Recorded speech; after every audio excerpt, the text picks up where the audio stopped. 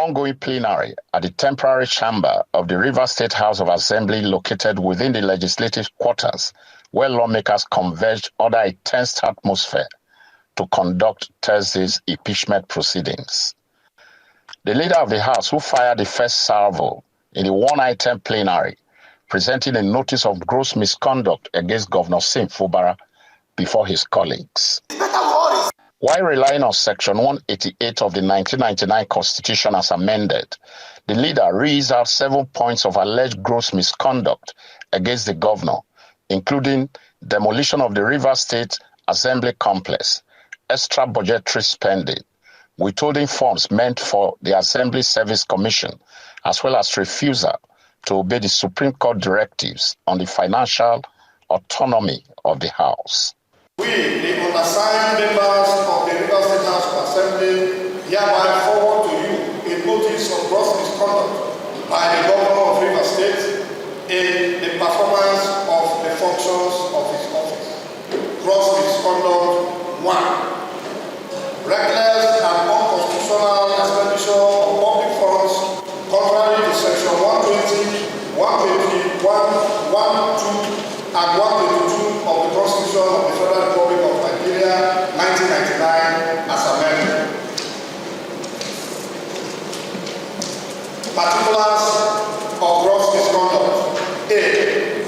That His Excellency Sir Simdala Fubara, DSS Allowance, Governor of Rivers State, refused to present the Rivers State Appropriation Bill 2024 to the Rivers State House of Assembly, contrary to Section 121, 1, 2 of the Constitution. Linking the issue to the impeachment process, the House Speaker says one of the major reasons behind the first and second impeachment attempts against Fubara is his refusal to present statutory budget and other fiscal documents. He accuses the governor of undermining the authority of the state legislature and breaching constitutional provisions. According to him, Fubara has consistently strived to weaken the assembly by portraying it as ineffective and irrelevant, suggesting that he could sidestep the legislature by appealing to higher authorities. Sir Simdala Fubara and Professor Nduma, although they are nothing but a threat to our nascent democracy. If they are allowed to remain in office, I don't know what will become of our democracy. And they are moving about from place to place, spending taxpayers' money without approval. Part of what led to other efforts to impeach them, first impeachment effort, second impeachment effort, has to do with refusal to present budget. Mr. President has called several meetings which we attended. Our leader, His Excellency Wike, has called several meetings. I have attended meetings with the governor, and we have called on him present the budget, something that is in line with the Constitution. He says he will not, he's above the Constitution. Nothing will happen to him. If he does not present it, he will meet the president, he will meet the National Assembly, they will tell us to leave him alone. And he has been boasting about this. We must continue to allow this to happen. We sit here, elected people, and we cannot follow, we cannot enforce the Constitution.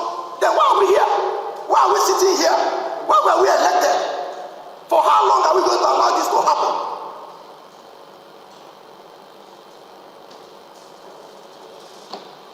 Distinguished colleagues, enough is enough. If they want us to forget the legislature, we leave the legislature. Let only the governor and the deputy governor spend as they like and eat our money and do as they like. Why were we elected? Why do we have the legislature? Why can't we be allowed to do our job? After consideration, the 26 members of the Rivers State House of Assembly then signed the impeachment notice with Speaker Amehule informing his colleagues that the notice will be served on Fubara in the next 7 days before plenary was adjourned till January the 15th. This is the third impeachment move against Governor Fubara since October 2023 that the Rivers political crisis began. It has now left several residents of the state divided, with many decrying the endless political battle while governance takes the back seat. For me, I don't think it's necessary. No, I just want to have this. I don't think it's necessary. They should just allow him to do his thing. They should allow him to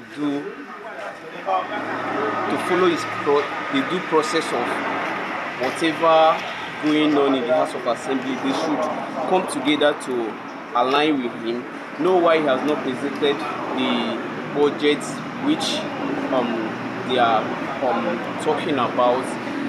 Then, if there is anything behind the scene which they are not telling us or we don't know, they can also sort it out. On its part, the Emeka Beke faction of the Rivers State chapter of the All Progressives Congress has rejected the impeachment move, describing the development as untenable and warning against destabilizing the state government. APC spokesperson in that faction, Darlington Waoju, in a statement says it will be totally untenable for the governor's new party to keep quiet when an obvious hangover from the strifes that occurred within the People's Democratic Party are allowed to resurface in the governing or Progressives Congress, both in the executive and the legislature. From Port Harcourt, Andy Omano, RIS News.